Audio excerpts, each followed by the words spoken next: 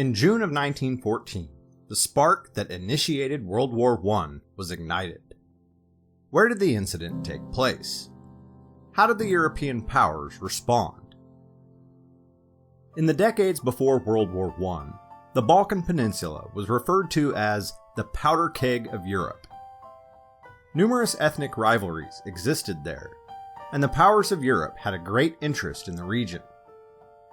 Germany hoped to build a railroad to link with its allies in the Ottoman Empire.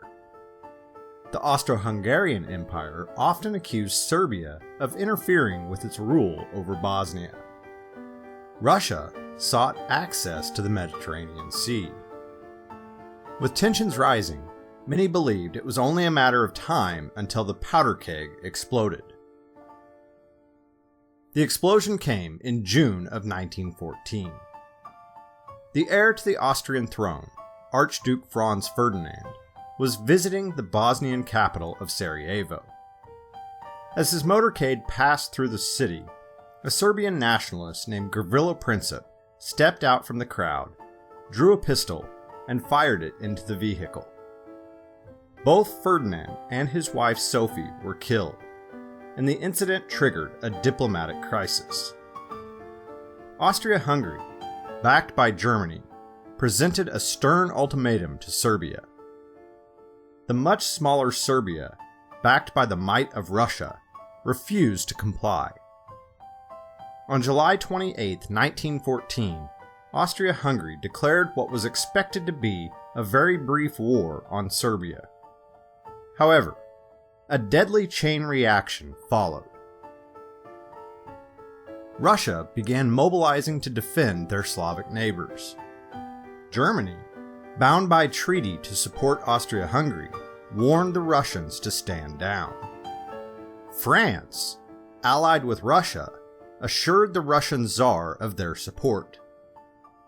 With both the French and the Russians gearing up for war, the Germans determined to strike first. On August 1st, they declared war on Russia, followed by a declaration against France 2 days later. Hoping to avoid a prolonged two-front war, Germany moved quickly. Implementing a strategy known as the Schlieffen Plan, the Germans hoped to drive west through Belgium and swiftly defeat France. This would then allow German forces to focus on fighting the Russians to the east. However, the push through Belgium threatened Great Britain's coastline, and the complicated system of alliances continued drawing countries into the war. Great Britain declared war on Germany and joined the conflict on the side of the French and the Russians. Almost overnight, the most powerful nations in Europe found themselves locked in a deadly struggle. Thousands of refugees flooded out of Belgium, and the Allies were unable to defend the tiny country.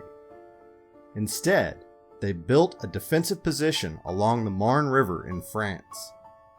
In September, they halted the German advance. With neither side able to gain an advantage, both armies dug in for a long war.